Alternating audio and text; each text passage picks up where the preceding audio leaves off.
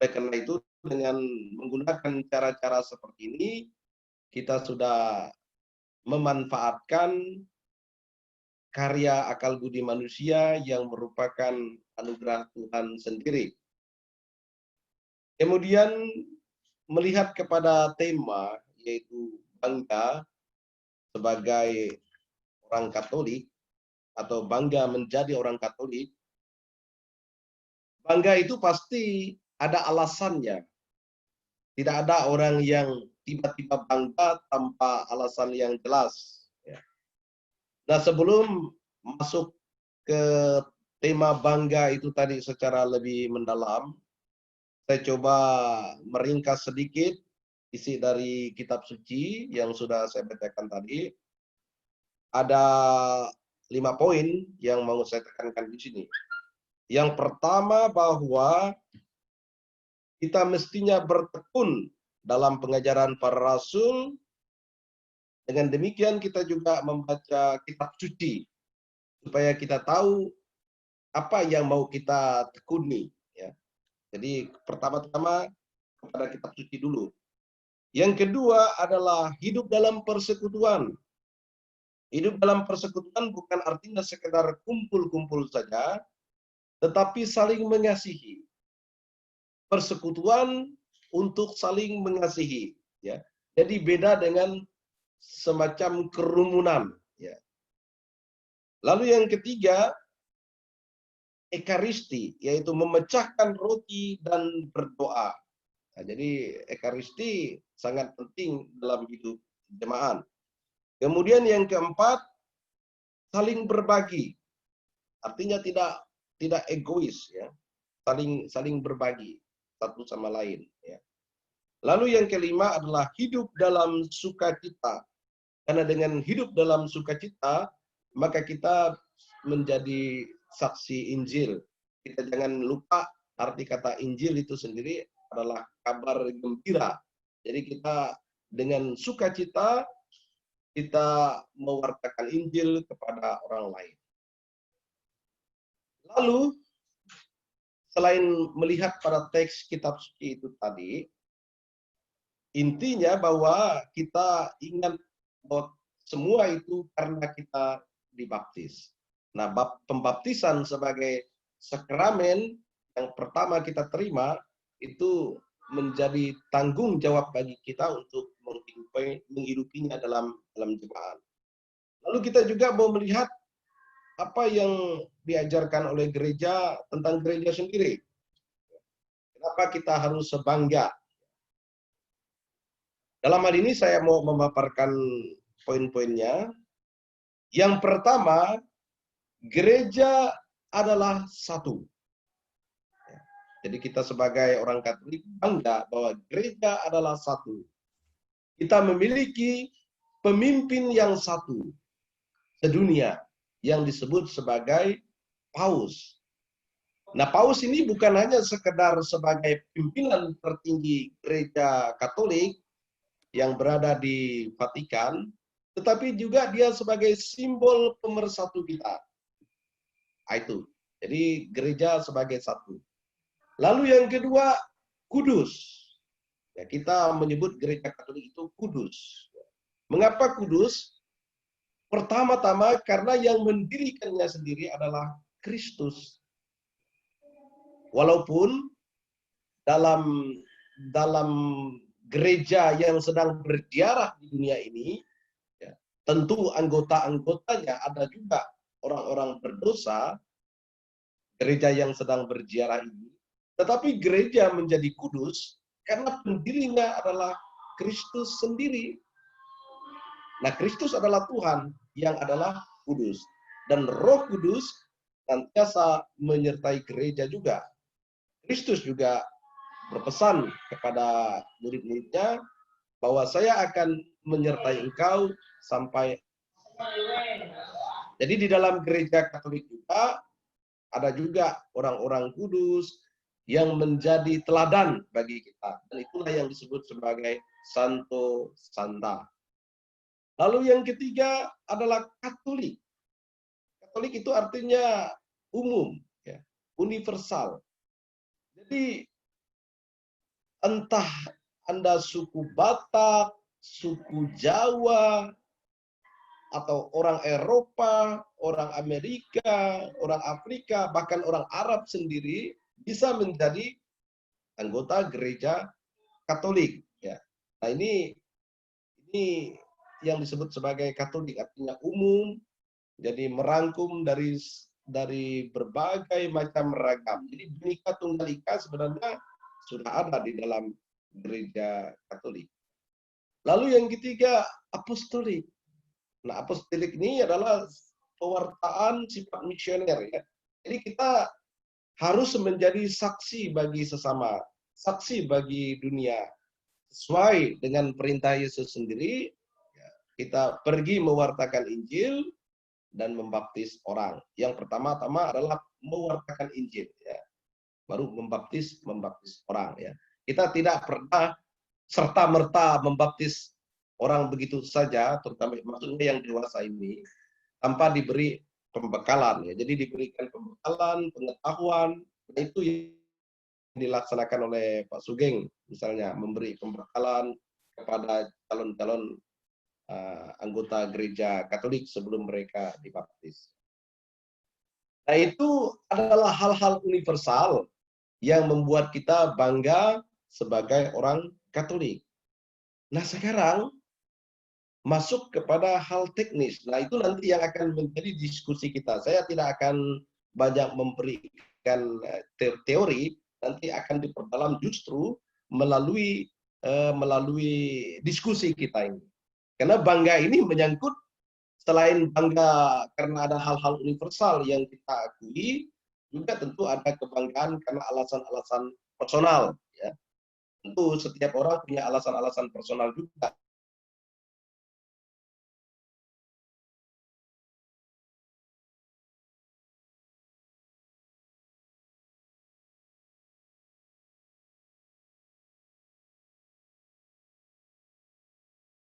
Di Indonesia. Apa hal yang mau kita banggakan terhadap gereja Katolik di Indonesia? Lalu setelah itu masuk lagi, bangga atau tidak kita sebagai anggota gereja Katolik dalam konteks Kalimantan. Nah, apakah ada kebanggaan-kebanggaan yang mungkin bisa kita munculkan dalam diskusi ini? Lalu masuk lagi dalam konteks yang lebih kecil. Bangga gereja Katolik dalam konteks paroki kita. Apa hal-hal yang membanggakan yang sudah dibuat, sudah dilaksanakan dalam konteks paroki kita. Masuk lagi ke yang kecil, misalnya stasi atau kring. Dalam konteks kring, dalam konteks stasi, apa hal-hal yang patut kita banggakan? Ya. Nah, berdasarkan konteks-konteks seperti itu, maka pesan kitab suci itu sangat penting. Supaya gereja Katolik kita baik dari tingkat dunia maupun sampai dengan tingkat kering, patut dibanggakan. Kalau kita bangga akan sesuatu kan karena sesuatu itu patut dibanggakan. Yang pertama itu tadi, bahwa gereja Katolik tidak pernah lupa membaca kitab suci. Supaya kita tahu informasi tentang kehidupan jemaat perdana. Nah, kitab suci inilah sumber berita yang kita percayai sebagai dokumen gereja yang kita yakini.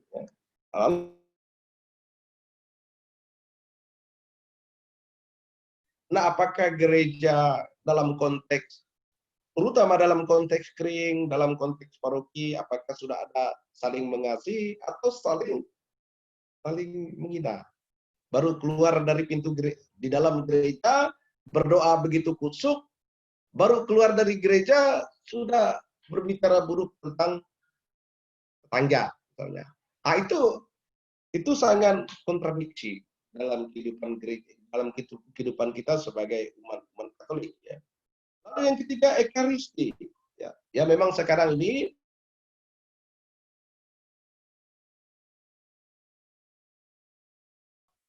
dengan situasi pandemi seperti ini, ekaristi tatap muka, maksudnya tatap muka, tentu terbatas. Misalnya ada paroki yang mungkin minggu ini giliran kering ini, minggu depan giliran kering ini, misalnya ada juga terbatas, sehingga tubuh Kristus itu tidak dapat diterima secara material, secara langsung, gitu kan. Nah, ini situasi yang terjadi, tetapi gereja-gereja juga sudah mengupayakan misalnya melalui streaming supaya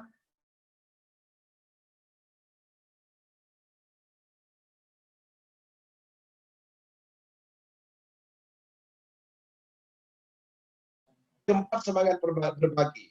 Justru di masa pandemi ini memang protokol kesehatan menyuruh kita pakai masker, sehingga kalau kita berjumpa dengan sesama, kita tersenyum, orang tidak tahu bahwa kita sedang tersenyum. Ini yang terjadi sekarang. Lalu kita mau salaman, protokol kesehatan membatasi kita untuk salaman. Dulu tuh kan ketika seorang anak berjumpa dengan orang tua, apa yang dilakukan anak itu? Salaman, kemudian mencium tangan orang yang lebih tua. Itu kan salah satu etika yang sudah dibangun selama tahun-tahun, ya. Tiba-tiba oleh protokol kesehatan hal itu dievaluasi dengan alasan tidak pas dengan keadaan kesehatan, ya. Nah, itu salah satu contoh. Lalu jaga jarak. Nah, dulu tuh kan kita justru, saya ingat sekali slogan dulu, tanda kita ramah, jangan jaga jarak katanya. Sekarang orang yang jaga jarak mendapat pujian, ya, jaga jarak. Nah, itu hal-hal yang terjadi pada saat ini. Lalu orang mengisolasi diri segala macam. Tetapi sebetulnya, ya, selama pandemi ini ada satu hal yang paling penting, yaitu sikap berbagi. Justru musibah yang dialami sekarang ini kan mendunia.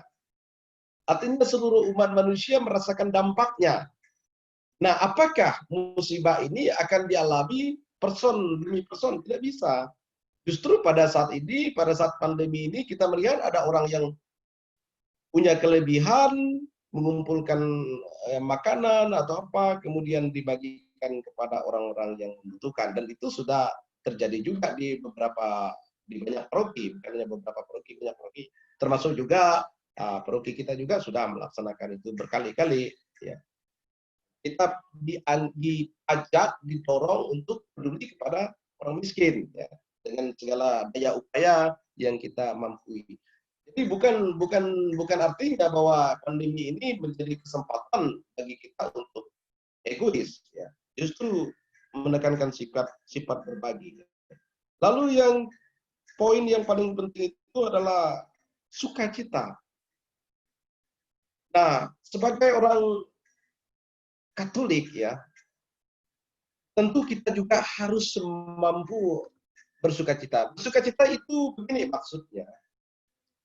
Bukan maksudnya bergembira di atas penderitaan orang lain, bukan, ya. Bersukacita ini lebih dari sekedar masalah psikologis, ya. Masalah spiritual. Artinya bahwa orang Katolik dalam penderitaannya, karena orang Katolik dimanapun juga tidak mungkin sebagai manusia tentu tidak lepas dari penderitaan, ya, karena masih tinggal di dunia. Tetapi sebagai orang Katolik, justru penderitaan ini memicu bagi dirinya untuk mengambil makna salib. Jadi ketika orang Katolik ini menderita dan melihat Yesus yang tersalib, di situ dia dapat melihat makna penderitaan. Jadi sukacita yang dimaksudkan di sini adalah walaupun menderita, dia tetap tidak kehilangan makna atas hidupnya. Jadi orang Katolik harus menjadi contoh bagi orang lain bahwa tidak boleh kehilangan makna hidup. Nah, ini pernah juga diteliti oleh seorang psikolog, ya. Oh, betapa pentingnya makna hidup bagi seseorang. Apabila orang kehilangan makna hidup, ya, nah orang itu tidak tahu lagi untuk apa dia hidup. Ini persoalan yang terjadi dalam kehidupan masing-masing orang. Nah, bagaimana kita menemukan memaknainya? Nah, Kristus sudah mengajarkan kita bagaimana memaknai penderitaan itu melalui kasih. Dan dia menderita di kayu salib untuk dosa-dosa manusia. Artinya ada orang yang menderita karena perbuatan-perbuatan baik. Jadi kita juga harus mengoreksi bahwa kalau orang mengabdi kepada Tuhan, kalau orang rajin berdoa, kalau orang hidupnya suci, akan selalu dilindungi Allah. Kemudian yang tidak nyaman itu dikatakan dijauhkan dari penderitaan. Oh tidak ya. Penderitaan itu bukan dihindari atau dijauhkan, tetapi dihadapi. Jadi kita juga tidak bisa membohongi orang atau menindakbobokkan orang, mengatakan kalau Anda rajin berdoa, Anda akan selalu jauh dari penderitaan. Tidak juga, karena justru dalam kehidupan Santo Santa, banyak juga Santo Santa yang menderita. Bahkan ada yang menjadi martir, ya.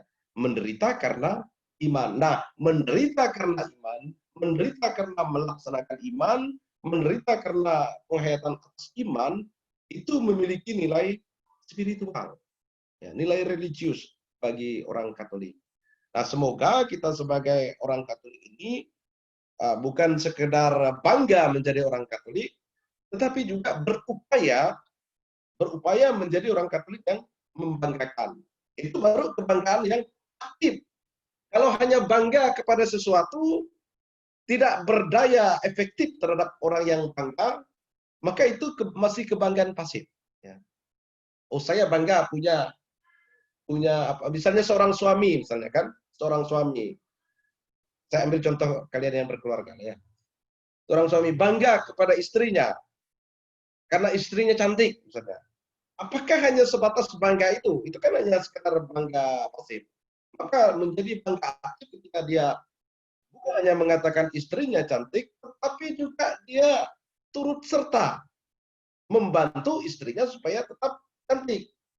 Ya, dengan cara komunikasi yang baik, juga perbuatan yang baik, kata-kata yang baik. Ya, itu jadi bangga dari bangga pasif menjadi bangga aktif.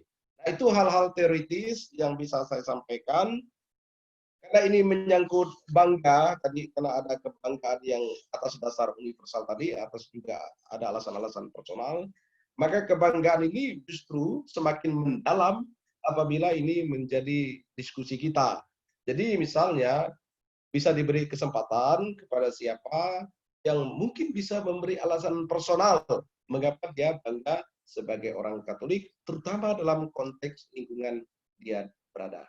Jadi Pak Miring, sebagai host, kurang lebih itu saja penyampaian saya secara teoritis, nanti bisa diperdalam, dipertajam lewat diskusi. Ya. Jadi pertanyaan bukan hanya kepada saya, tapi bisa kepada semua yang ada di sini, dan tidak juga harus dalam bentuk pertanyaan, boleh juga dalam bentuk kesaktian hidup. Terima kasih. Terima kasih, Pastor. Pak Andy, bisa diambil alih langsung? Ya. Oke, silakan. Baik, Bapak Ibu semuanya, kita semua sudah mendengar apa yang disampaikan oleh Pastor Ilwan tadi, baik dari bacaan maupun pemaparan. Seperti yang Pastor Ilwan bilang, bentuknya tidak harus berupa pertanyaan, tetapi barangkali kesaksian. Maka saya berikan kesempatan kepada barangkali siapa yang ingin berbicara, menyampaikan kesaksiannya, saya persilakan. Siapa?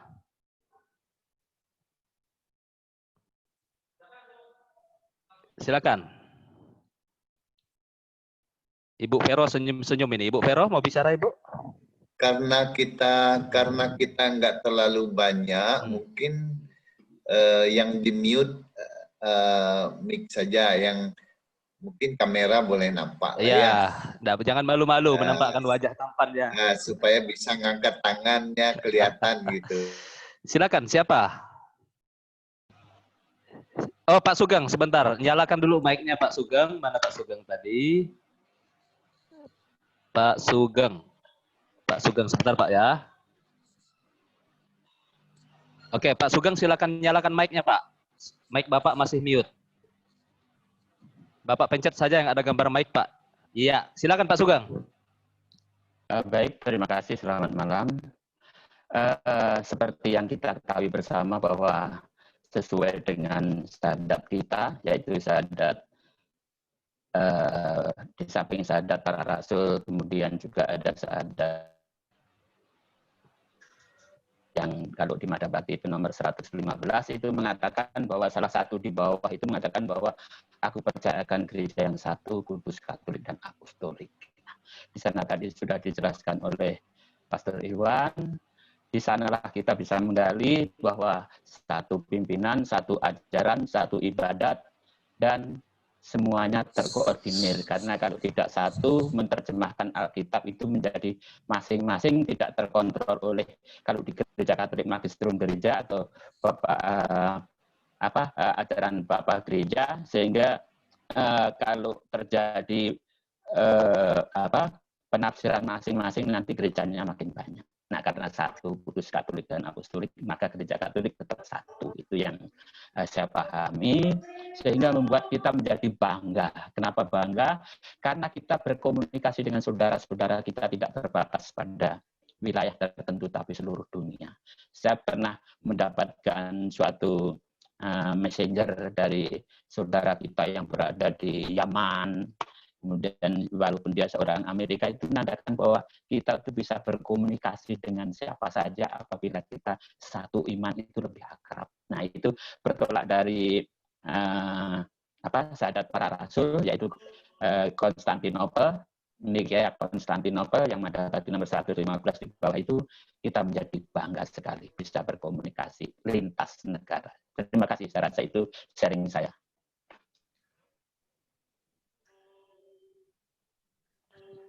Baik, itu sharing dari Pak Sugeng. Kalau sinyalnya kurang jelas di tempat Bapak Ibu, mungkin sedikit saya ulas bahwa beliau mengatakan sebagai Katolik, kita juga bebas berkomunikasi dengan sesama kita, apalagi dengan teknologi ini, biarpun berada di mana, kita bisa bebas berkomunikasi, saling meneguhkan, menguatkan. Mungkin seperti itu tadi Pak Sugeng ya, kesaksian beliau.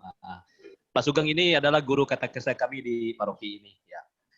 Bapak Ibu yang lain, saya persilakan. Ini Bu Vero senyum terus dari tadi, Bu. Mau bicara, Ibu? Kalau mau bicara, saya hidupkan mic-nya, Ibu Vero. Ya. Sebentar, Bu, ya. Di sini ada 2 Vero. Oh, baik. Silakan, Ibu. Silakan, Ibu. Ya. Malam. Malam, Ibu. Halo. Malam. Ya. Saya secara pribadi, saya bangga sebagai seorang Katolik.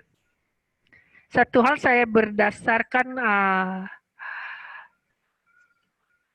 bahwa kitab suci atau Alkitab itu adalah hasil dari kanonik ya.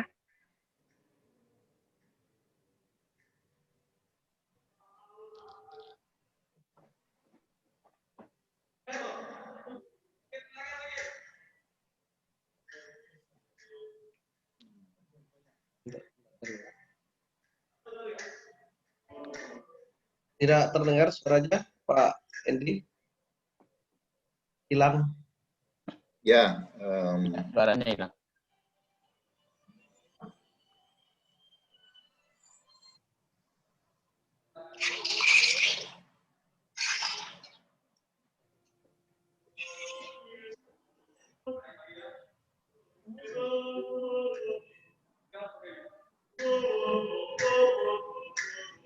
Sementara bisa dialihkan ke yang lain dulu. boleh saya dulu. Silakan Pak Mering. Pak Mering silakan. Sambil nunggu sinyal dari Bu Dali, Bu Vero, sinyalnya kurang stabil. Baik, Bapak Ibu sekalian, Pastor, satu materi diskusi nanti adalah tentang ancaman. Apa yang bisa mengancam kebanggaan kita sebagai orang Katolik? Nanti itu jadi bahan diskusi. Suara saya bisa didengar enggak? Bisa. Oke. Bisa. Jadi nanti untuk bahan diskusi, saya pikir selain banyak sekali yang membuat kita bangga sebagai orang Katolik, ada satu hal yang perlu kita ingatkan, ada ancaman dengan kebanggaan itu. Apa yang bisa mengancam? Nah, kemudian untuk bahan sharing, ada saya membaca saya membaca tulisan yang saya share ke Bapak Ibu sekalian. Saya dari tulisan itu saya buat permenungan banyak sekali sebenarnya. Pertama begini, baik umat maupun pastornya ya. Kalau dari segi gembala, dari segi pastor itu ke seluruh dunia dari ujung kutub ke ujung kutub. Dia cukup membawa pertama kartunya sebagai seorang pastor, sebagai orang yang tertabis. Dia bisa begitu sampai di Rusia atau di Amerika atau di mana saja, dengan kartu itu dia bisa memimpin misa yang sama di tempat kita dengan tempat yang lain. Caranya sama, tidak ada yang beda. Jadi Pastor Ilwan misalnya, dia mau ditugaskan ke Brasil, ke Amerika, kemana saja di seluruh dunia ini, dengan modal hanya bawa satu kartu sebagai tanda dia orang tertabis, dia bisa memimpin misa di mana-mana. Bahkan dia tidak harus membawa peralatan misa, cukup dengan satu kartu itu. Nah, sebagai umat, saya sudah berkali-kali sama dengan Bapak Ibu merasa kebanggaan itu, karena tadi ada Pastor menyinggung soal gereja yang satu. Di seluruh Indonesia saya barangkali sudah hampir seluruh pelosok tanah air, dari Papua sampai Aceh, saya sudah ke banyak tempat. Saya mengikuti misa yang sama, dengan cara yang sama, dengan pastor yang ritual yang sama, tidak ada beda sama sekali. Ya, mungkin dalam rangka inkulturasi ada bahasa yang dipakai berbeda, itu persoalan, tapi ritualnya sama. Saya ke Tanah Suci tahun 2010. Saya mengikuti beberapa kali misa di sana, antara lain di Gereja Bukit Tabor. Di situ saya mengikuti misa dari pastor orang asing dengan menggunakan bahasa Latin. Di tempat lain pastornya menggunakan bahasa Inggris. Kemudian di gereja di Kanaan saya ikut misa juga. Di mana-mana kita mengikuti misa, Bapak Ibu yang pernah ke Malaysia, ke Kuching, juga mengikuti misa di sana. Di mana-mana di gereja yang sama, gereja dalam pengertian jangan hanya dianggap sebagai himpunan umat Allah saja, tapi di situ ada ajaran. Di gereja itu adalah himpunan ajaran, di situ bukan sekedar yang kita tahu ada gereja sebagai gedung gereja himpunan umat Allah, tapi gereja sebagai ajaran juga harus kita pahami. Jadi itu menyebabkan kita sebagai orang Katolik dimanapun kita berada, kita bisa melakukan cara yang sama dalam mengikuti Ekaristi misalnya. Saya mengikuti misa satu kali di Gembala Baik, di sini di Pontianak. Tiba-tiba datang orang asing, kemudian dia berbahasa Inggris menanyakan dengan saya, buku apa yang bisa saya pakai, dia bilang. Kemudian dia duduk di samping saya, dia mengikuti misa dengan cara dengan ritual yang biasa dia ikuti, tapi ritualnya sama dengan ritual Katolik di seluruh dunia. Nah, Bapak Ibu sekalian, saya juga kebetulan juga banyak terlibat di dalam pelatihan musik liturgi.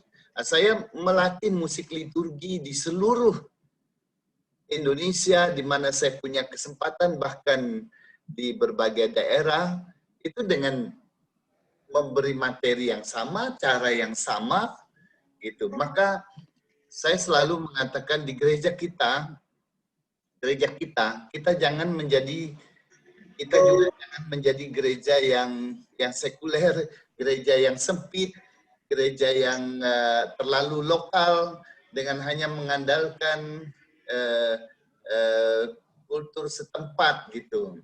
Nah, jadi itu sebabnya supaya umat juga mengerti ketika saya dan teman-teman, Pak Sugeng, Pak Niko dan sebagainya mengatakan kenapa Katolik itu lagunya harus, kita juga jangan melupakan lagu-lagu Gregorian. Karena Gregorian adalah lagu gereja dunia.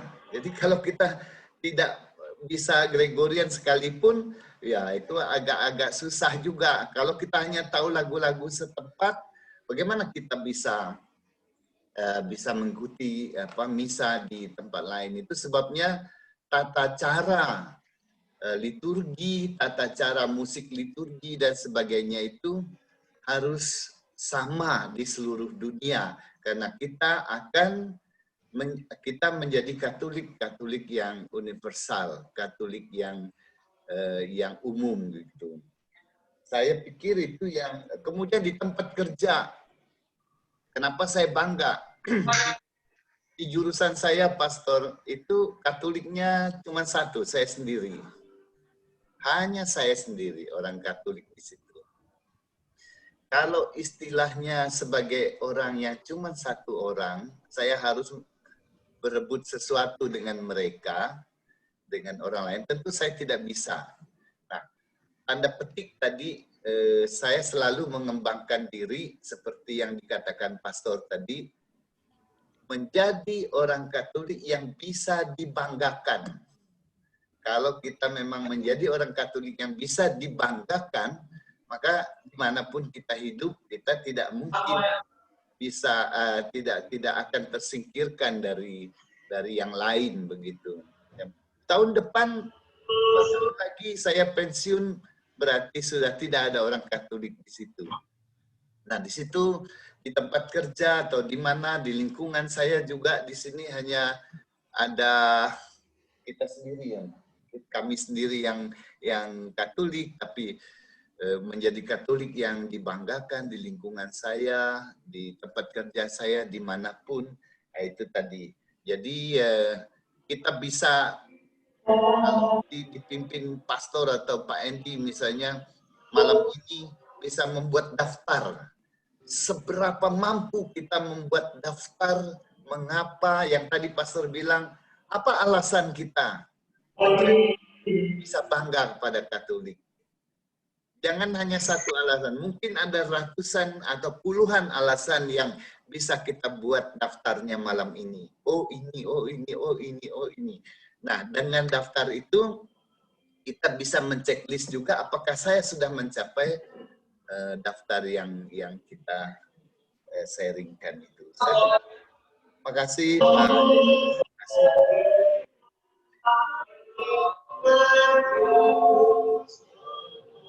Baik, dari Pak Mering sudah katanya. Dari yang lain bisa. Baik, kebetulan ada kor, jadi suaranya masuk ke ruangan pastor.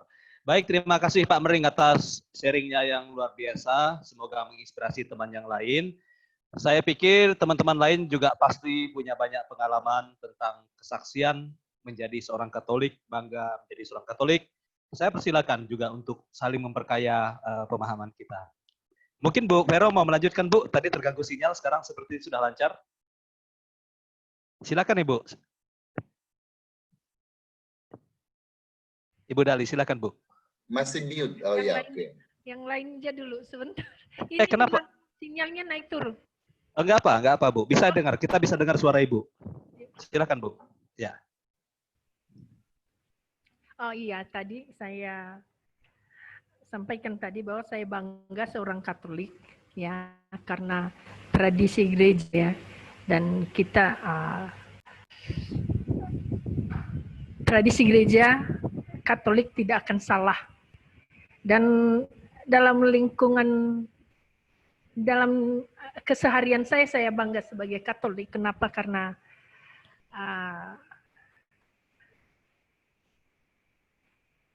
boleh dan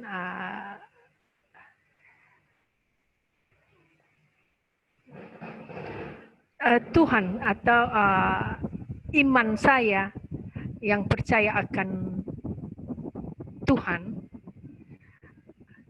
saya bisa merasakan begitu sungguh baiknya Tuhan di dalam kehidupan saya dan keluarga pada umumnya. Jadi iman saya sebagai seorang Katolik membuat saya semakin yakin dan bangga bahwa Tuhan itu ada kapan dimanapun saya berada. Karena itu contoh hal kecil saya boleh bangga bahwa di saat saya makan di tempat umum ya, saya tidak malu untuk membuat tanda salib. Karena seperti apa tanggapan orang, saya tidak merasa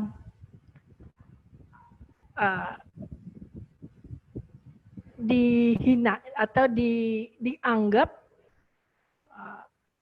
imannya tidak sesuai dengan yang orang lain anut, tapi saya bangga.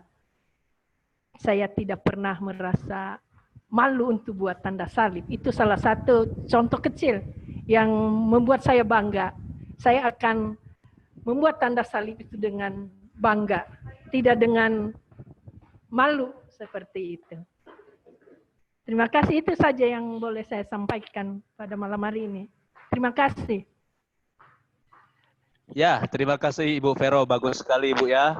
Walaupun tempat umum, kita jangan juga malu membuat tanda salib, ya kan? Ketika mau makan di mana. Terima kasih Ibu Vero. Yang lain, silakan barangkali mau menyampaikan kesaksian bangga terhadap orang Katolik. Mungkin Pak Samson, karena saya tahu Pak Samson juga bekerja di lingkungan yang seperti Pak Mering bilang tadi, lingkungan yang barangkali membuat kita menjadi kelompok kecil, tetapi kita juga tidak pernah kehilangan rasa bangga itu. Barangkali Pak Samson mau berbagi, Pak. Silakan, Pak. Walaupun sakit gigi, Pak, bisa bicara, Pak. Walaupun sakit gigi. Orang putus ibau. Oh ya benar. Pak ya, ada orang di ujung negeri kita sekarang ini di perbatasan. Ada Pak Marcelus Baso, apalagi beliau adalah saksi hidup awal mula gereja Katolik di Kalimantan Barat ya, di Suciham kalau saya nggak salah. Silakan Pak Marcelus, barangkali ada yang mau disampaikan. Lanjut saja dulu lah. Wah, jangan gitu. Baik, lanjut saja dulu. Tapi bagi saya... Nah. Atau saya Pak, boleh? Oh, Bu Kristina. Ibu Kristina ya. Silakan Ibu Kristina, silakan. Pertama-tama saya paling bangga itu karena Yesus Kristus. Paling bangga. Namanya aja Yesus Kristus udah dalam hati itu paling sekali bangga. Apalagi udah dikenal bahwa kita itu ada penganutnya Yesus Kristus. Kita baca dari penderitaannya, dari perjalanannya, dari kecil. Apalagi waktu dia ditangkap, itu sangat luar biasa bagi saya.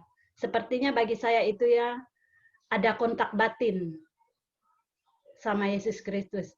Itu belum aja kita melaksanakan, misalnya belum aja berdoa, mengingat namanya aja kadang air mata tuh udah mau netes. Mengingat namanya aja. Kadang kita pertama kali nyebut Yesus aja udah mau netes. Bangga sekali. Apapun dalam hidup saya pribadi atau sedih atau ada masalah, saya ingat Yesus. Tenang. Saya tuh bangga karena di dunia ini bagi saya atau dari agama apapun, dari agama siapapun yang di dunia ini, tidak ada dibanding Yesus paling nomor satu. Itu dalam batin, kayaknya ada kontak. Atau kita misalnya ada masalah, bercurhat sama orang, bagi saya itu, atau bercerita sama orang, atau kayaknya tidak ada jawabannya. Walaupun sama pastor, maaf ya Pastor Iwan, walaupun sama pastor kita bercurhat, kayaknya belum ada titik terangnya. Tapi kalau kita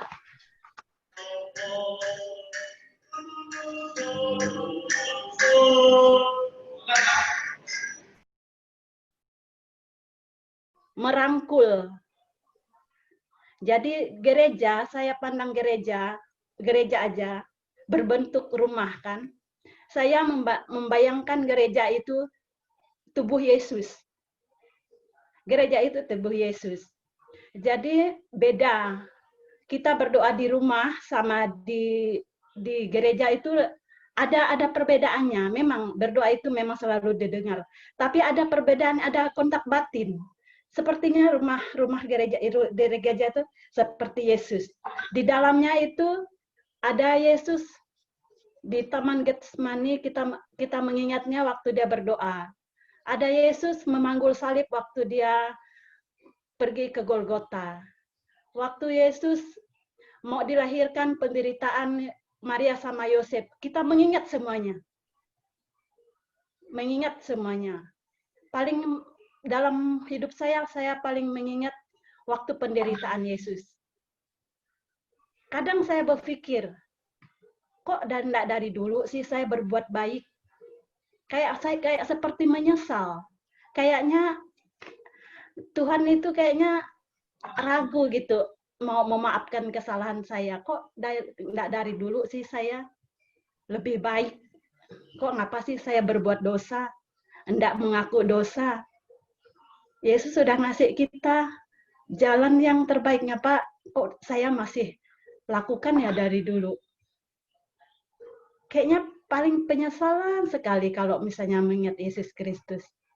Apapun, di rumah dengan siapapun, tidak ada sebanding kita, Yesus mencintai kita. Jadi kalau misalnya ada masalah, ada apapun lah masalah, tidak bisa tersaingi sama Yesus. Kayaknya ada kontak batin deh.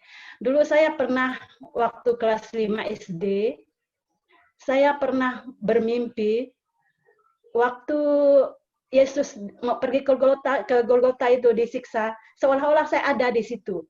Saya masih ingat waktu kelas 5 SD. Tapi saya tidak melihat Yesus beneran sampai langsung ke wajahnya. Tapi saya berjalan sampai 13 perhentian. Seolah-olah saya ada di situ.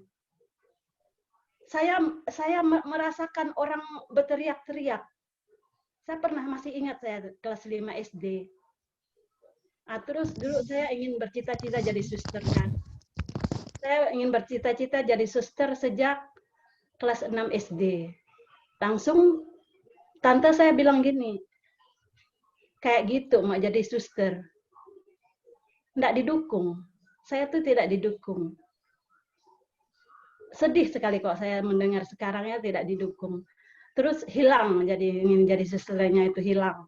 Ketika saya krisma di Kota Baru, saya timbul lagi ingin jadi suster. Tapi karena orang tua saya tidak ada yang satupun yang mendukung. Dulu saya malu-malu juga sama pastor di gereja. Tak ada jalan untuk ke sana gitu. Jadi sampai sekarang apapun oleh agama lain, Yesus itu misalnya dihina, kayaknya nitis sekali air mata tuh ya. Tapi dalam hati itu bangga. Karena di dunia ini akan dijawab oleh Yesus. yakin 100%. Ya, itu Ya. sampai di situ Iya, dulu. Ibu Kristina Surani, ya menarik sekali. Jadi apapun kondisi hidup, Ibu tetap berteguh sebagai seorang pengikut Yesus Kristus, ya. Baik, terima kasih sekali Ibu Kristina yang sudah mau berbagi. Masih saya berikan kesempatan kepada teman-teman yang lain.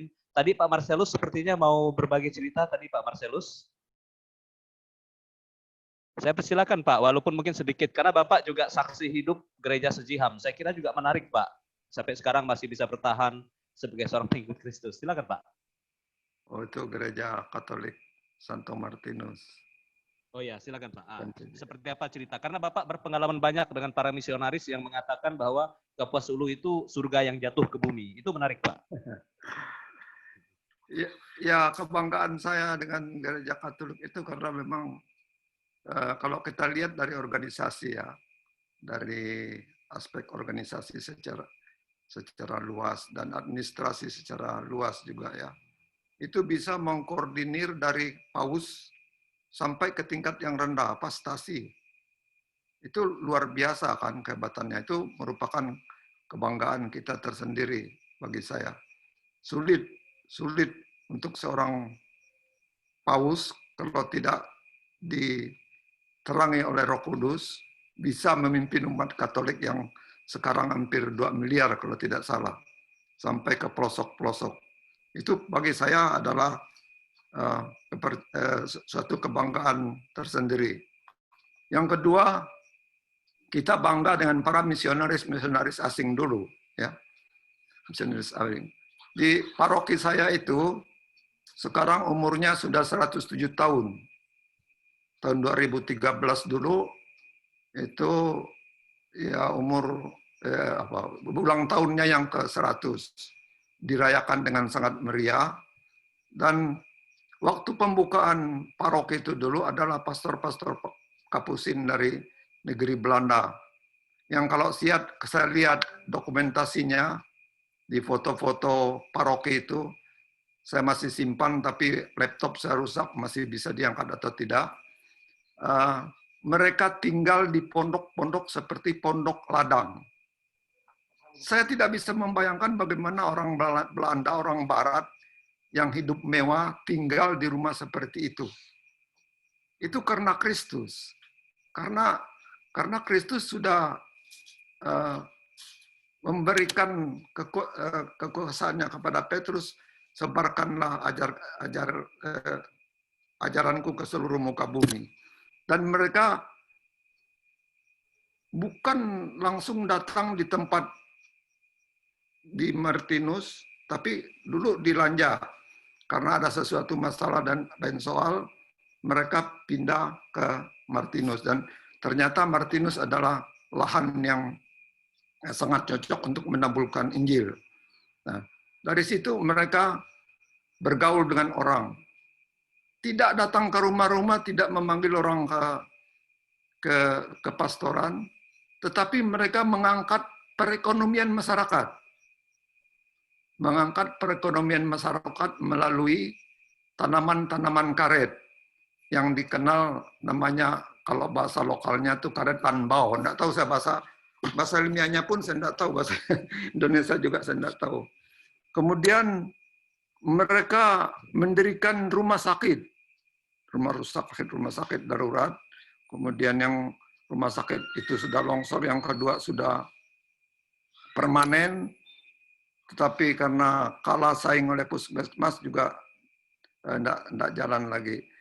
Kemudian yang ketiga, mereka membuat mendirikan sekolah-sekolah. Bapak dan Ibu bisa bayangkan ya, itu Martinus itu adalah kecamatan, pusat kecamatan. Tidak ada SD negeri. SD negeri justru didirikan di kampung lain, bukan di pusat paroki, bukan di pusat kecamatan. Yang justru di situ sudah ada orang yang memeluk agama lain. Ini suatu diskriminasi yang luar biasa. Nah, terus menerus berkembang sehingga menjadi paroki yang besar sekarang di Martinus, dilayani oleh pastor-pastor dari Projo. Itu luar biasa kesaksian yang bisa saya sampaikan dan saya bangga dengan itu. Kebanggaan juga kalau kita seperti yang tadi dikatakan, satu orang mungkin bekerja di kantor ya, bekerja di kantor, kemudian dia punya prestasi lebih dari orang lain, itu kebanggaan tersendiri.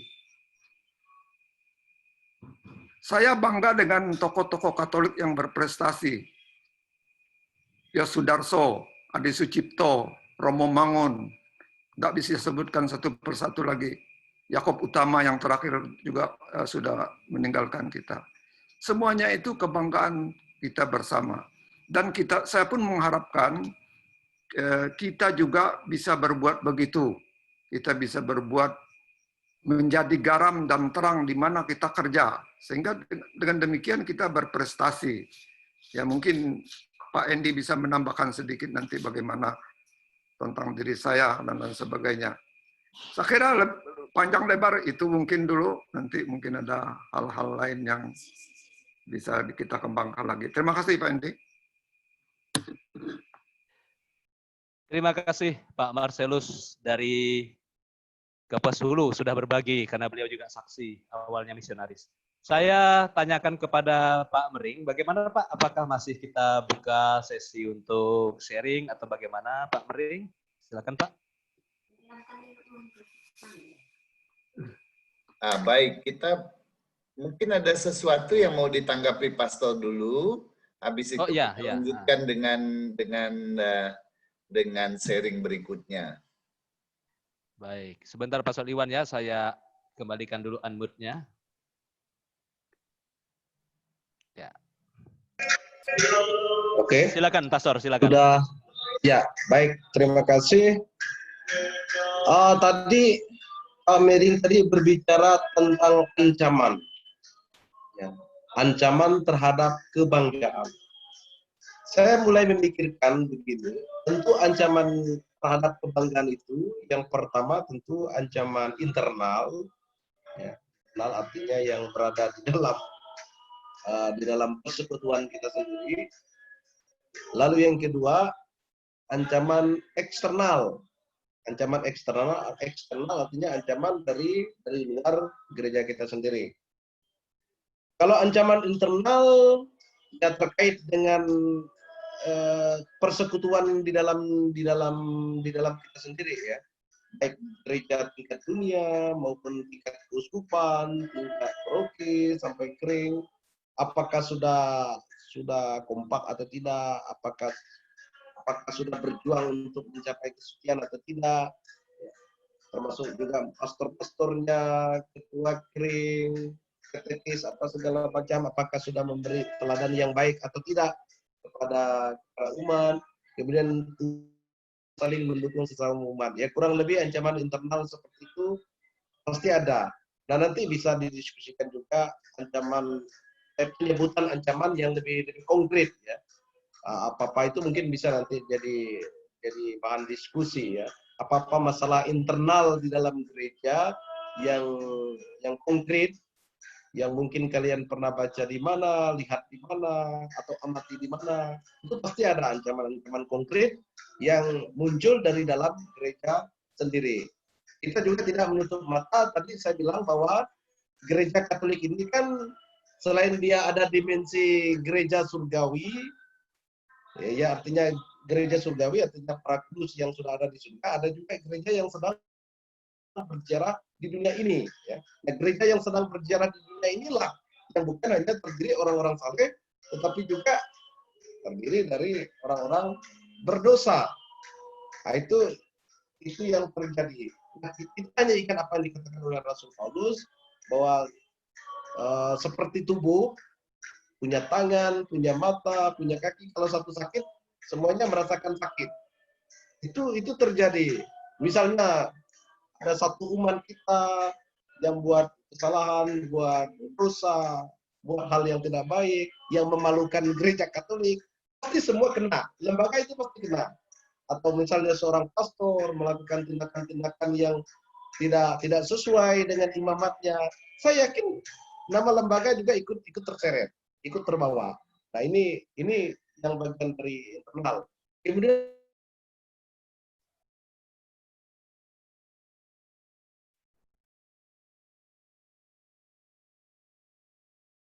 pluralisme di tengah orang-orang beragama lain. Ya. Tentu ya sifat gereja Katolik itu selain satu kudus Katolik, ada apostoliknya.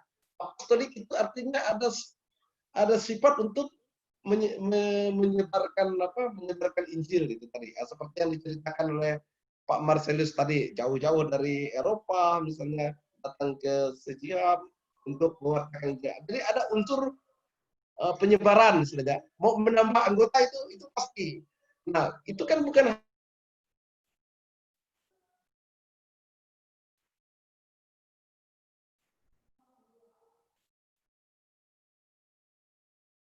benturan. Nah, sekarang ini karena kita hidup di Indonesia yang terdiri dari berbagai macam agama, nah itu tentu masing-masing pasti berkompetisi untuk menambah jumlah anggota dengan cara-cara sesuai dengan ADRT agama masing-masing, kan? Hukum masing-masing.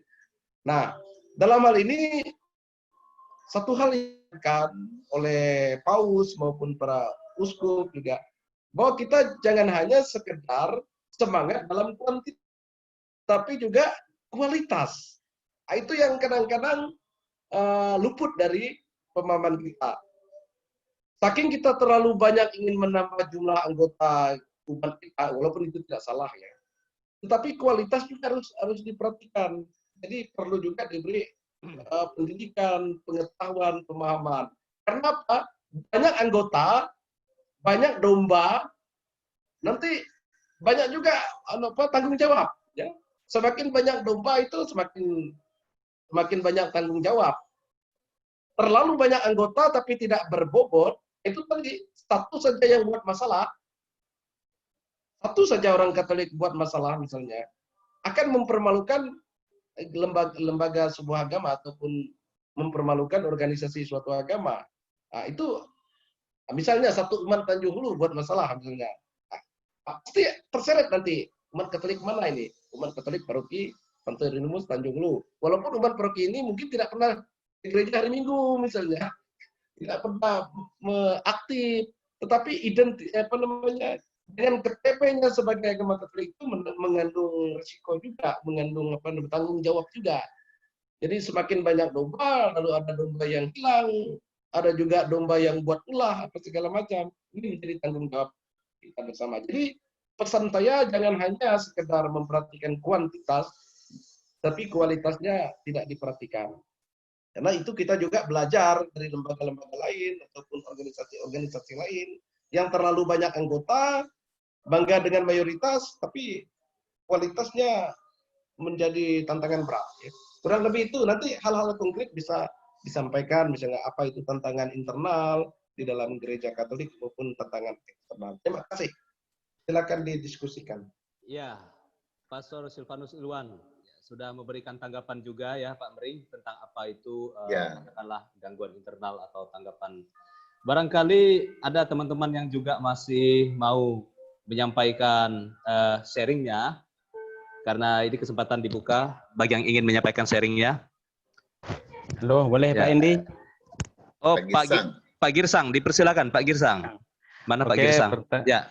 Terima kasih Pak Endi atas kesempatan. Pertama saya minta maaf karena tugas belum sempat mandi, baru sampai di rumah, saya langsung buka Zoom untuk bisa melihat wajah daripada saudara-saudaraku semua dalam Zoom meeting ini, khususnya Pastor Ilwan. Walaupun saya tidak mendengar pertama tadi pengantar dari Pastor Ilwan, tapi ini karena masalah kebanggaan menjadi Katolik, saya hanya sharing sedikit. Kebanggaan saya mungkin berbeda sedikit dengan rekan-rekan semua.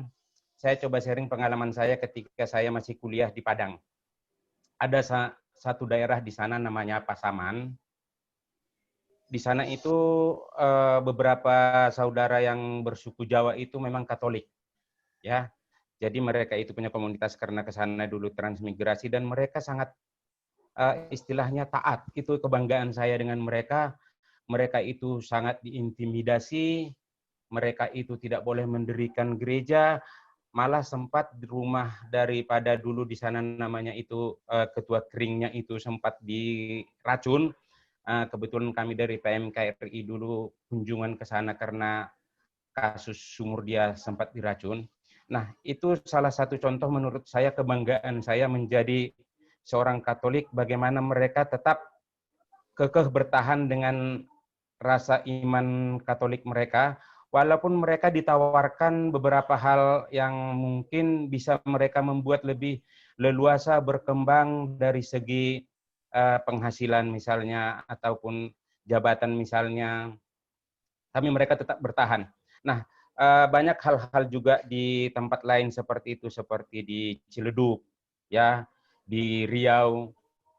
Nah, itu mungkin salah satu menurut saya yang patut membanggakan sebagai seorang Katolik. Ya, itu kebanggaan. Jadi di samping beberapa orang Katolik mungkin yang punya prestasi yang luar biasa ya di negara ini, pencipta lagu Indonesia Raya juga orang Katolik. Tetapi di samping prestasi seperti itu juga banyak juga saudara-saudara kita mungkin dari segi ekonomi kurang baik, tetapi imannya kuat. Tetap ada tawaran mungkin dengan mempertaruhkan iman dia, tetapi dia tolak. Nah, itu mungkin salah satu kebanggaan. Mungkin sama dengan bacaan yang Kisah Para Rasul 2:37-47 itu, bagaimana umat Katolik pertama, kalau saya tangkap di sana walaupun tidak disebutkan, bahwa mereka yang meminta apa yang mereka lakukan kepada Rasul Petrus pada saat itu, apa yang harus kami lakukan? Saudara-saudara, kata mereka kepada para rasul, bertobatlah dan berikanlah dirimu untuk dibaptis, maka kamu akan memperoleh keselamatan dan dosa-dosamu diampuni. Nah, saya melihat bahwa itu salah satu kebanggaan. Dengan Katolik ini, kita percaya, saya percaya bahwa dengan dibaptis dalam nama Tuhan Yesus Kristus, maka dosa-dosa saya diampuni dan saya akan terselamatkan. Itu mungkin sedikit sharing dari saya, karena dari awal saya kurang mengikuti. Pak Mering, Pak Endi, Pastor, dan saudara-saudara sekalian, ya mungkin lebih kurangnya bisa ditambahi. Terima kasih. Terima kasih Pak Girsang, ya tetap seperti itu tadi, persis. Walaupun tidak ikut dari awal, tapi memang kena. Sharingnya memang seperti itulah. Bagaimana sharing kita terhadap pengalaman kita sebagai orang Katolik. Masih bisa, Pak Mering, apakah masih bisa saya tawarkan, Pak? Masih. Saya mau membuka sedikit forum diskusi dengan pengantar, boleh ya? Ya. Silakan Pak, silakan. Oke. Yang pertama yang dari Pak Marcel tadi, pada intinya akhirnya ancaman terbesar menurut saya, Pastor, itu adalah kemiskinan. Seperti kita ketahui, dari segi kuantitas itu banyak orang Katolik itu hidupnya di desa, di daerah. Nah, mereka tentulah belum memiliki penghasilan yang cukup, dan kemiskinan ini akan menjadi, itu dampaknya banyak sekali, kemiskinan ini. Dari kehidupan gereja kita, terutama dari sekolah ya Pak Marcel ya. Banyak sekali yang semua tokoh yang Pak Marcel sebut tadi itu adalah lulusan sekolah-sekolah Katolik terkenal. Bahkan gubernur kita sekarang ini, gubernur Kalimantan Barat ini lulusan sekolah Katolik. Ya, lulusan Santo Petrus ya, Santo Paulus. Jadi banyak sekali tokoh-tokoh terkenal itu adalah lulusan sekolah Katolik. Dan sekarang mencari sekolah Katolik yang masih hidup normal itu susah. Ya, dia sudah tergerus oleh sekolah-sekolah negeri. Kenapa orang-orang kita cenderung lari ke sekolah negeri? Karena mencari sekolah yang murah. Nah, kita tahu sekolah yang murah itu adalah sekolah yang kualitasnya kurang. Kalau orang pendidikan bilang, Pastor, tadi Pastor bilang mengenai kualitas, ada moto orang pendidikan mengatakan begini, kalau tidak berkualitas, juga sama dengan gereja kita, kalau tidak berkualitas, maka tunggu saja kehancurannya. Dengan kemiskinan, tidak ada sekolah Katolik yang bisa hidup. Karena semua sekolah Katolik sebagai sekolah swasta, dia perlu dukungan uang, dan uang itu harus dari umatnya. Nah, umat kita sekarang ini untuk membayar 5.000 saja kalau di daerah untuk menghidupkan sekolah itu tidak mampu. Jadi sekolah Katolik, kita harus kembali ke sekolah Katolik yang bagus. Maka siapa yang mau membina orang Katolik? Ya, sekolah Katolik. Tutup sekolah Katolik, maka itu ancaman terbesar untuk kualitas orang Katolik. Bisa dibuktikan di mana-mana bahwa tokoh-tokoh besar kita itu lulusan Katolik. Jadi kemiskinan ini menjadi luar biasa pentingnya untuk menjadi perhatian ke depan. Kemudian orang Katolik mencari kehidupan di luar Katolik. Itu bagus. Tapi supaya Bapak Ibu tahu, saya dapat sedikit penghasilan dari Katolik. Karena saya orang Katolik, saya dianggap pandai menyanyi dan pandai melatih nyanyi, dan akibatnya saya menjadi dosen menyanyi di tempat di mana-mana, lalu memberi pelatihan di mana-mana, itu karena saya Katolik. Orang Katolik sebenarnya dengan menekuni nyanyi saja, nyanyi liturgi saja, dia sudah bisa hidup dengan menyanyi saja. Apalagi cuma menyanyi memuji Kristus. Tapi orang Katolik melupakan bahwa di lahan dia sendiri, di dalam gereja sendiri, itu banyak sekali lahan. Saya belajar menyanyi karena saya Katolik. Saya mengajar menyanyi di pemerintah daerah, di Pemda. Ditugaskan oleh Pak Gubernur dulu sampai 10 tahun selama masanya sebelum Pak Usman Jafar itu, Pak Jenderal siapa? Dulu 10 tahun saya mengajar di situ. Nah, saya mendapatkan honor-honor dari mengajar di situ. Pada satu saat saya ke kampus, saya dipeluk oleh seorang dosen senior namanya Pak Asari. Dia peluk saya, dia bercerita bahwa ibu-ibu bercerita tentang bagaimana Pak Mering mengajar nyanyi. Tapi yang paling membuat saya bangga adalah ketika dia peluk saya, beliau sudah meninggal, suami dari Profesor Suryati Asari. Dia bilang, ibu-ibu senang sekali dengan Pak Mering yang menyanyi dengan sabar dan sebagainya dan sebagainya. Lalu dia mengatakan, mungkin karena Bapak orang Katolik. Aduh, saya sampai hari ini saya masih ingat. Yang ketiga, tadi Ibu Kristina, saya waktu kami latihan kor di Kor Serafim, saya mengatakan kepada mereka, saya seumur hidup dari saya SD belajar agama, membaca kitab suci, mendengar pastor berkhotbah. Tapi ketika saya ke Tanah Suci, mengunjungi Israel 12 hari, barulah saya tergenapilah bacaan kitab suci itu. Dan disitulah saya bilang sama teman-teman, Tuhan kita adalah Tuhan yang hidup. Itulah beda kita dengan orang lain. Di sana, di Tanah Suci, kalau Bapak Ibu pada satu saat pergi, jejak dari kehidupan Yesus itu benar terbukti. Dan apa yang ditulis dalam kitab suci itu sungguh-sungguh ada di situ, sungguh-sungguh terjadi di situ. Jadi Tuhan kita adalah Tuhan yang hidup. Jadi demikian sharing saya. Kita lanjutkan. Silakan yang lain mau melanjutkan, mau menanggapi. Silakan Bapak Ibu yang mungkin mau juga sharing, masih ada kesempatan bagi kita dan juga masih betah mendengar di sini karena toh ini bukan aktivitas setiap hari saya kira ya. Silakan, siapa lagi? Langsung nyalakan saja mic-nya, silakan.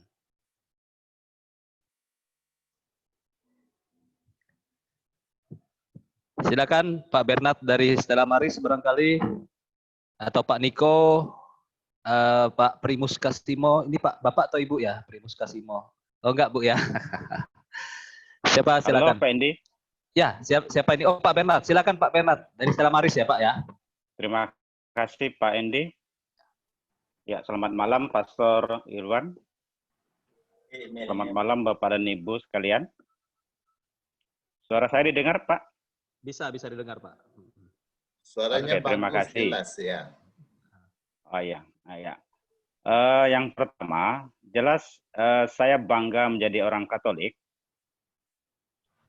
karena tadi Pak Marcelus dari Kepas Ulu mengatakan bahwa sekarang dari segi jumlah sudah hampir 2 miliar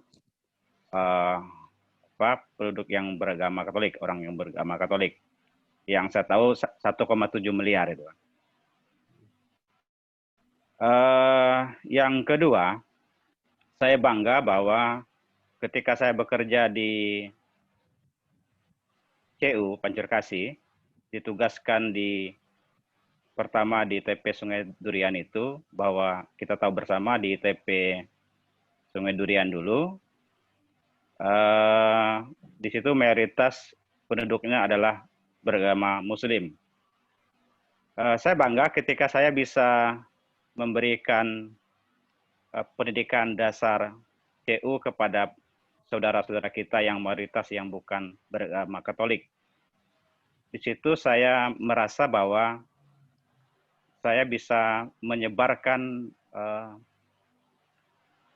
benih-benih atau ajaran-ajaran Katolik, walaupun saya tidak menyampaikan bahwa itu dari agama Katolik. Tetapi apa yang kami kerjakan di CU adalah benih-benih dari ajaran Kristus. Maaf.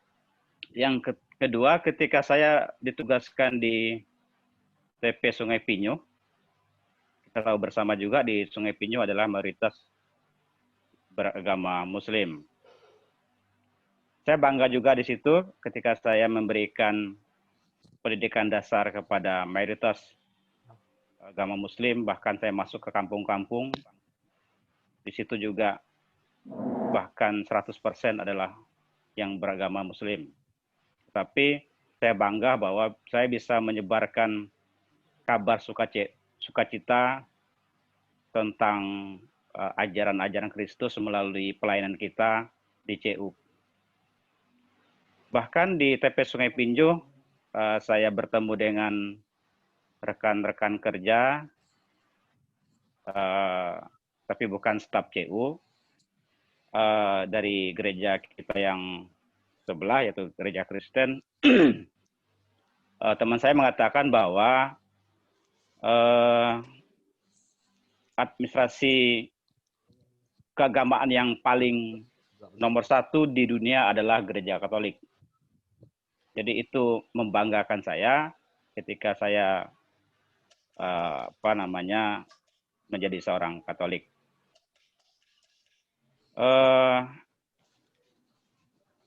Tetapi juga di balik kebanggaan itu, saya mengalami ada perenungan bahwa ada ancaman juga dari apa yang disebutkan oleh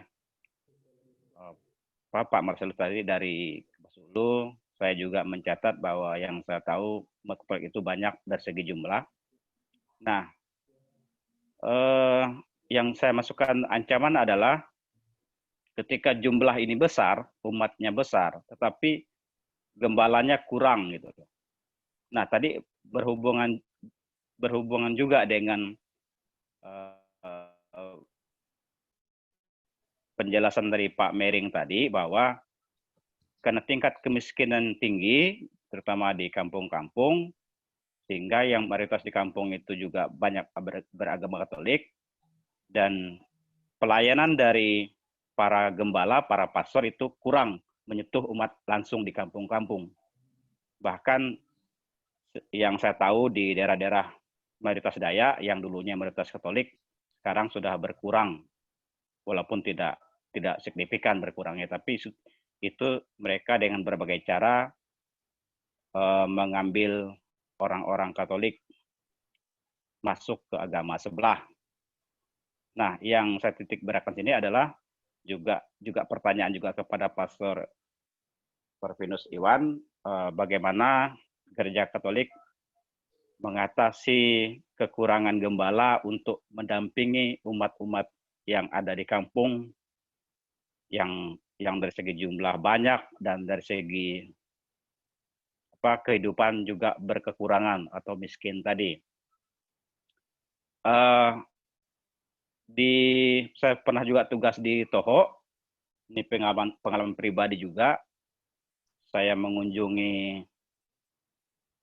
stasi di sana di daerah Sadeniang. Di situ terjadi seperti ya kurang digembalakan umat-umat situ. Bahkan terjadi benturan sesama pengurus stasi yang pengurus yang lama tidak mau mundur padahal masa jabatannya habis, bahkan sudah dipilih pengurus yang baru, tetapi yang baru tidak bisa bekerja karena yang lama masih bekerja. Menurut saya ini juga karena mungkin kurang pendampingan atau kunjungan dari imam atau gembala dari paroki, sehingga seharusnya tidak terjadi hal seperti ini di Gereja Katolik. Itu yang bisa saya sharingkan, bahwa ancaman tadi menurut pribadi saya ke depannya kalau kita sebagai umat Katolik tidak segera mengatasi karena kekurangan pendampingan. Walaupun sebenarnya pendampingan dari umat-umat itu tidak harus gembala, tidak harus pastor, tetapi para pengurus gereja lah yang aktif untuk mendampingi umat tersebut. Ini satu lagi pengalaman Ya, juga silakan, Pak. di kampung saya.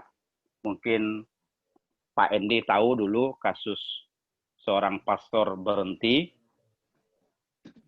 Kampung saya di Sandai, di Meyumbung tepatnya. Mungkin ini mudah-mudahan ini isu saja, walaupun sudah lama, tapi saya sempat berdebar karena waktu itu seorang pastor berhenti, dan saya tidak tahu apakah ada penggantinya waktu itu, tetapi yang saya dengar, bahkan saya karena waktu itu saya masih SMP, bahwa sampai 2 buah helikopter yang datang ke sana, pesawat yang landasnya ke air itu dari gereja sebelah, bahwa mau ngambil alih. Bahkan saya lihat dengan mata kepala sendiri, mereka mengukur gereja itu, mereka sepertinya mau ambil alih gitu. Sementara di kampung saya adalah 100% adalah Katolik, walaupun dari saudara sebelah itu hanya keluarga besar mereka saja yang Kristen itu kan. Nah, itu juga yang menurut saya menjadi ancaman ke depan kalau pihak pihak kita sebagai pengurus gereja, sebagai gembala sangat kurang untuk mengembalakan umatnya di sana. Itu yang mungkin pendapat saya sekaligus juga pertanyaan kepada pastor bagaimana untuk mengatasi hal ini ke depannya, karena jumlah umat Katolik itu sudah banyak, bahkan di atas agama-agama lain. Jadi ancaman juga bagi kita bahwa agama lain itu juga akan terus-menerus dengan berbagai cara untuk mengambil alih iman kita sebagai orang Katolik, dan dari segi jumlah mereka akan mengambil alih juga seperti itu. Itu Pak Endi dan Pastor Pak Bernard, Iwan ya. yang bisa saya sampaikan, sharingkan. Terima kasih, selamat malam. Terima kasih Pak Bernard. Sepertinya ini ada hal yang Pastor Iwan juga bisa respon, terutama soal bagaimana dengan keterbatasan jumlah tenaga, ya kan, bisa tetap mengembalakan umatnya ini. Pastor Iwan, dipersilakan Pastor. Baik, pertama-tama memang kita harus melihat bahwa pertambahan umat Katolik dengan pertambahan jumlah imam lah terutama itu tidak seimbang. Karena ada suatu fakta yang harus kita cermati juga. Pertambahan umat Katolik itu kan kalau bapaknya Katolik, mamanya Katolik,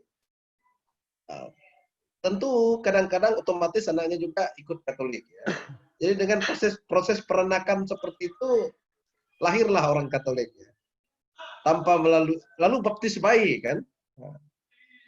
Itu yang salah satu yang kita amati. Ya. Jadi menjadi orang Katolik kan tidak serumit menjadi imam. Sementara menjadi imam ini harus melalui suatu proses pendidikan yang panjang sekali. Bisa 11 tahun misalnya kan. Mulai dari tahun orientasi panggilan topang, masuk novisiat, kemudian ambil S2, tahun orientasi pastoral, kemudian ambil S2 lagi, kemudian persiapan diakon, habisan diakon, lalu menjadi imam. Jadi kurang lebih 11 tahun lah.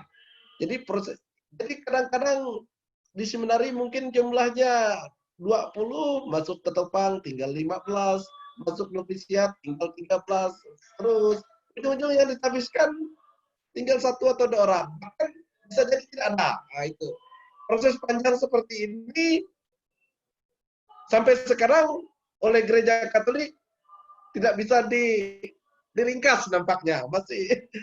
Karena begini, mengapa tidak bisa diringkas? Sekarang kan umat Katolik juga tingkat pendidikannya kan makin tinggi. Nah, seperti Pak Miring misalnya sudah doktor. Sedangkan kalau posternya hanya tamat SMA, lalu berkhotbah di depan tidak nyambung nanti. Jadi pendidikan umat Katolik ini semakin meningkat. Jenjang pendidikan imam bukannya makin diringkas, mungkin malah mau ditambah lagi. Nah, buktinya ada yang sudah menjadi imam, kembali lagi studi, penambahan studi ke Roma atau Filipina atau kemana saja. Artinya bukan makin diringkas ini. Nah, itu yang menjadi tantangan ya. Kenapa jumlah imam ini? Sebenarnya jumlah imam ini kalau untuk Indonesia tidak menurun sebetulnya. Cuma jalan di tempat nampaknya. Hanya jumlah umat yang terus-menerus bertambah. Itu tadi bukan hanya karena lewat penginjilan apa segala macam, juga karena lewat peranakan tadi. Nah, pertambahan ini apakah pertambahan pada segi kualitas atau kuantitas? Lalu yang kedua, sekolah minggu itu perlu diaktifkan. Jadi anak-anak itu sekarang kalau Kuskupan Agung Pontianak kan kebetulan saya juga di Dirdios sebagai Dirdios, Direktur Diocesan khusus untuk anak-anak KKI, anak-anak sekami maksudnya, lebih fokus ke situ juga. Jadi aktifkan sekolah-sekolah minggu. Mungkin dengan kegiatan itu dari sekian banyak anak-anak ada yang bisa tertarik ya.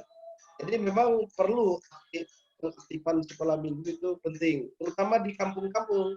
Karena saya lihat kita melihat juga misalnya hal positif di dalam Kristen Protestan misalnya. Mereka juga bergiat di sekolah minggu, anak-anak diajar nyanyi, segala macam. Nah, Gereja Katolik tidak boleh kalah dalam hal itu. Mesti ada orang tertentu di kampung, misalnya di stasi-stasi, yang bisa bergiat di dalam hal itu, ya. Dan bisa dikoordinasi lah dengan pastor paroki masing-masing, ya. Nah, itu terkait juga dengan kebijakan paroki. Kemudian masalah setiap tahun itu juga ada yang disebut sebagai promosi panggilan. Kita beda lah misalnya dengan paroki Tanjung Hulu di mana gerejanya dekat dengan biara, kemudian ada frater, ada pastor segala macam. Jadi agak sering lah melihat kehadiran pastor ataupun frater, ya. Tapi kalau misalnya di paroki-paroki terjauh di banyak stasi segala macam, saya juga pernah tugas di pelosok, di daerah Ketapang.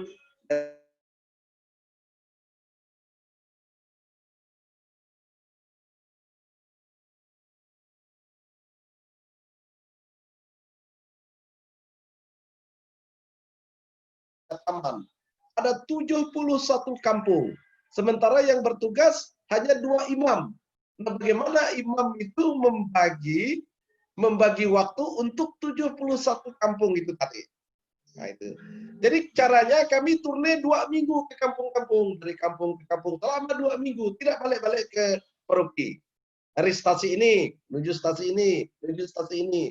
Jadi hosti anggur dibawa secukupnya selama 2 minggu itu. Itu cara tradisional yang sering kami tempuh. Pada saat turne itulah diadakan latihan kor, kemudian juga pembaptisan dan segala macam. Nah, itu yang langkah yang bisa. Dan itu bukan hanya hari Minggu. Jadi karena kan hari Minggu itu kan sebulan paling 4 atau 5 kali kan. Jadi caranya pastor turne itu selama 2 minggu, ya mulai dari Minggu, Senin, Selasa, Rabu, setiap hari bisa di kampung-kampung. Ada yang kebagian hari Senin, ada yang kebagian hari Selasa, ada yang kebagian hari Minggu. Ya apa boleh buat lah. Jadi yang penting umat bisa bertemu dengan pastor. Tentu dalam hal ini memang mudah-mudahan kondisi pastornya memang memungkinkan. Kalau pastornya mungkin masih sehat, masih muda, masih energik, mungkin bisa seperti yang pernah saya buat. Tapi kalau di paroki itu misalnya pastornya kondisi kesehatannya tidak terlalu kuat, kemudian juga mungkin faktor umur juga agak susah juga, ya. Jadi memang banyak yang mau kita tuntut kepada gereja. Sayang pastor itu tidak ada jual di pasar. Jadi tidak ada jual di pasar. Jadi uskup juga tidak bisa membelinya, ya. Jadi itu karya Allah, ya. Jadi dalam hal ini Paus menekankan kepada kita, satu-satunya yang bisa kita lakukan ya berdoa. Berdoa kepada Tuhan yang empunya tuayan. Berdoalah supaya kepada Tuhan supaya dia memanggil lebih banyak anak-anak muda untuk menjadi imam. Kenapa? Panggilan itu tidak melulu usaha manusia, tetapi juga itu misteri Allah. Panggilan Allah, ya. Nah, jadi Allah memanggil seseorang dan orang itu menjawab. Ya. Mungkin juga ada anak muda yang pernah di sekolah Allah tapi ya, tidak diangkat HP-nya, kan? Ada juga, kan? Itu kebetulan yang mengangkat hatinya. Jadi itu misteri, ya. Jadi untuk bicara tentang penambahan panggilan, sulit kita memakai ukuran statistik ataupun matematika. Karena itu kita berurusan dengan misteri Allah. Mungkin Allah menunjuk imamnya tidak banyak, ada maksudnya juga. Nah, menunjuk banyak juga ada maksudnya. Jadi Allah sendiri, ya. Kita bicara dengan uskup pun lebih seperti itu, kawan. Berdoalah supaya Tuhan memberikan gembala yang banyak kepada kita. Bukan hanya sekadar banyak, mudah-mudahan juga berkualitas, ya. Itu yang bisa saya tanggapi sampai saat ini. Terima kasih sekali Pastor. Wah, sepertinya memang yang kali ini cukup menarik, banyak sekali ide dan sharing, ya. Kalau soal panggilan tadi mungkin Pak Georgius, Pak Dondi atau siapa punya anak putra, ya, barangkali boleh didoakan semoga mereka mendengar panggilan tadi, ya. Pak Marcelus walaupun mungkin anaknya putri semua bisa menjadi suster barangkali dan segala macam, ya. Kemudian Pak Sugeng mau bicara, Pak? Pak Sugeng mau bicara. tugas umat memperbanyak umat tuh udah selesai gitu ya. Udah selesai. Ya, memperbanyak gembala. Ada lagi tugas memperbanyak imam kita. Pak Sugeng mau bicara. Dia memperbanyak gembala kan Tuhan gitu kan. Oh, betul ya. Tugas Tuhan itu. Tugas Tuhan. Di sini kita sudah masuk ke pukul 9. Saya kira untuk Pak Sugeng masih boleh. Nanti setelah ini saya kembalikan ke Pak Mering sebagai host. Silakan Pak Sugeng. Baik, terima kasih. Bisa didengar suara saya? Bisa. Oke, terima kasih. Menanggapi apa yang disampaikan tadi, saya juga ingat kembali bahwa sebenarnya iman itu juga berdasarkan sebagai orang Katolik yang sudah dibaptis memiliki tugas mewartakan. Perlu kita tingkatkan bahwa kualitas kita terhadap ajaran Yesus itu semakin meningkat. Jadi menurut dulu tahun 90-an atau 80-an itu ada program namanya komunitas basis gerejani, yaitu tingkat paling akar organisasi Katolik, kalau memang stasi ya stasi, atau lingkungan atau gereja juga di situ. Di situ kita masing-masing, setiap orang yang beragama Katolik sebenarnya dituntut untuk meningkatkan diri tentang ajaran Yesus. Jadi pengetahuan tentang ajaran Yesus itu bisa kita peroleh perbanyak juga untuk kita sampaikan. Pergilah ke seluruh dunia untuk menyebarkan Injil. Nah, itu sebenarnya tugas kita bersama. Jadi mulai tahun 90-80 itu keadaan-keadaan seperti itu sudah dirasakan, sehingga dulu dicanangkan bahwa jangan pastor sentris. Jadi untuk tugas pastor, silakan tugas pastor yang berkaitan dengan kerohanian, tapi tugas menyampaikan ajaran Kristus Injil itu tugas kita bersama. Namun saya juga memahami banyak anggota-anggota kita yang beragama Katolik secara ekonomis memang waktunya masih dituntut untuk memenuhi itu. Tapi syukur-syukur bisa membagi waktu. Kalau dikejar itunya saja ya kapan juga mungkin susah, tetapi itulah, marilah kita masing-masing sebagai anggota gereja meningkatkan diri dan untuk menyebarkan seluas-luasnya Injil tersebut. Saya rasa itu yang dapat saya sampaikan. Terima kasih. Dan mohon maaf, saya mau out dulu. Terima kasih. Selamat malam. Silakan Pak Mering atau Pastor untuk menanggapi apa yang disampaikan oleh Pak Sugeng tadi. Saya tidak menanggapi apa yang dikatakan oleh Pak Sugeng karena beliau sudah mengatakan bahwa memang tugas untuk menyebarkan Injil itu adalah tugas semua. Ya, seperti yang dikatakan Pak Mering, ya, tugas umat memperbanyak umat. Ya. Tugas menambah gembala, tugas umat berdoalah kepada Tuhan menambah gembala. Saya kira itu saja yang bisa saya sampaikan. Mungkin dari Pak Mering terakhir, setelah itu kita bisa doa penutup. Terima kasih. Silakan Pak Mering. Ya. Terima kasih Pastor, Bapak Ibu sekalian. Sedikit kesimpulan. Pertama tadi tentang bangga sebagai orang Katolik tadi sudah kita diskusikan, tapi lebih baiklah kita coba membuat daftar untuk diri kita sendiri mengapa kita harus bangga sebagai orang Katolik. Yang kedua, tentu ada ancaman.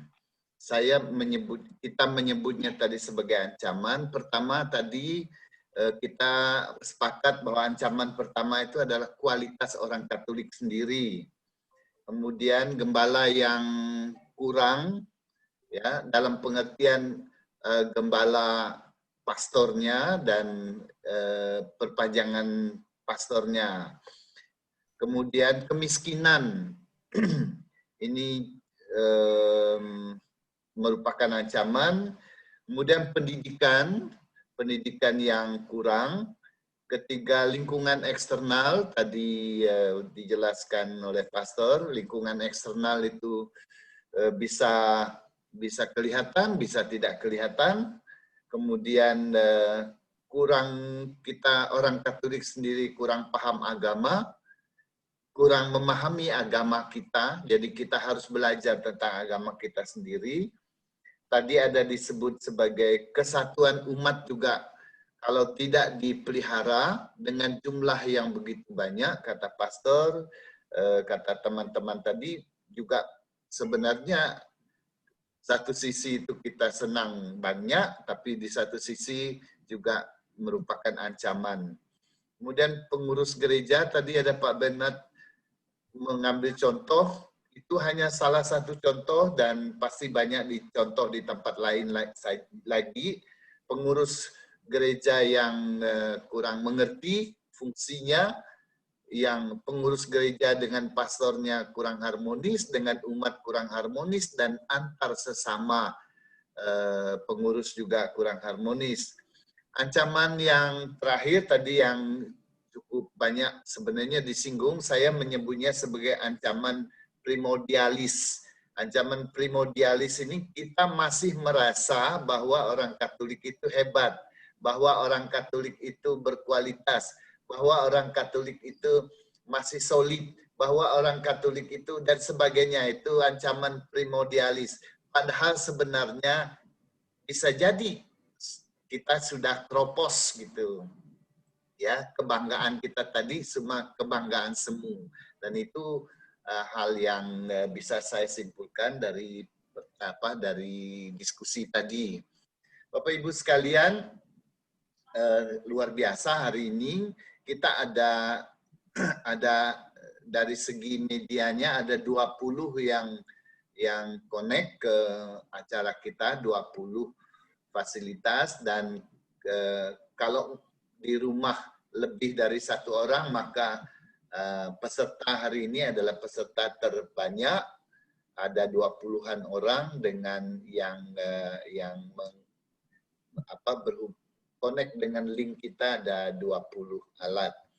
Selanjutnya nanti saya tinggal menunggu dari Pak Girsang dan teman-teman kalau ada rencana untuk webinar bulan Maria seperti yang tadi yang saya sampaikan di awal, nanti tinggal menyampaikan kepada Pak Endi, kepada pastor, kepada saya, kita akan coba mengatur waktu, paling tidak ada 1 kali webinar, berapapun pesertanya.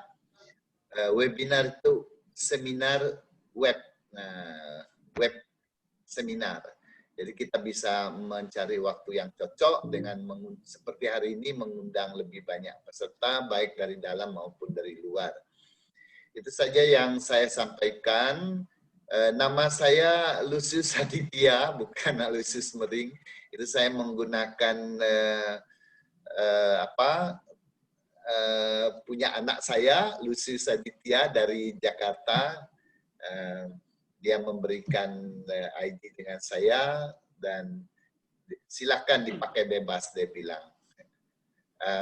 Demikian kita akhiri pertemuan yang luar biasa bagus ini dengan doa dan berkat dari pastor. Silakan pastor. Dalam nama Bapa dan Putra dan Roh Kudus. Amin. Allah Bapa yang Maha Pengasih, kami bersyukur atas sabdamu yang telah kami dengarkan dalam pertemuan ini. Kami mohon bantulah kami dengan Roh Kudusmu agar kami dapat menerapkan cara hidup jemaat perdana dalam membangun persekutuan persaudaraan kami sebagai orang Katolik, sehingga kami semakin kuat dan tetap setia dalam iman. Tuhan sertamu dan sertamu juga, semoga saudara-saudari sekalian diberkati oleh Yang Maha Kuasa, Bapa dan Putra dan Roh.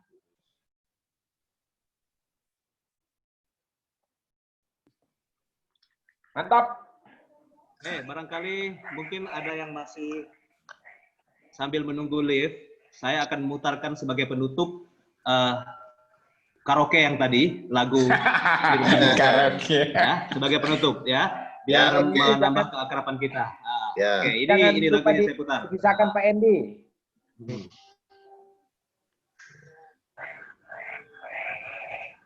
Gimana cara nutupnya? Kan live ya. Nah, untuk live ya. Aduh. Tingkat.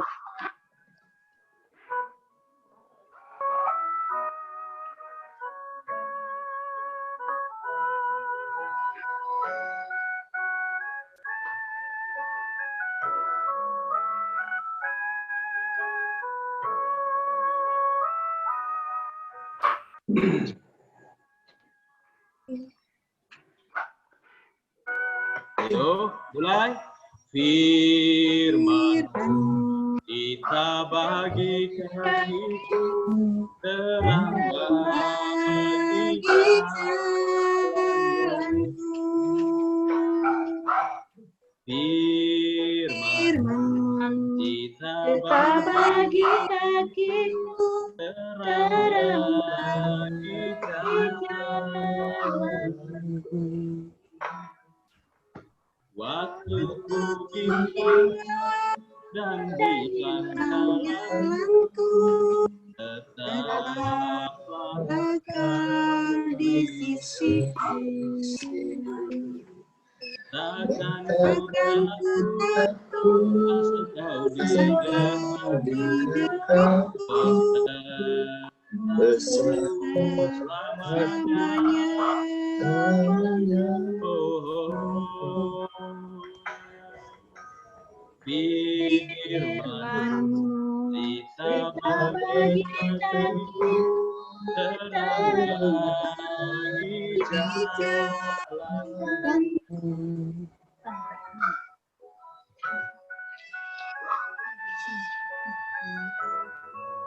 Terima kasih semuanya untuk partisipasi. Terima kasih semua. Terima kasih. Pak Samson, Pak Bernard, Ibu Yuliana, Pak Girsang, dan Pak Mering ya untuk terima kasih. Selamat malam. Selamat malam. Kalau ada lagi akan diinformasikan. Sampai jumpa. Sampai jumpa. Yuk. Firman kita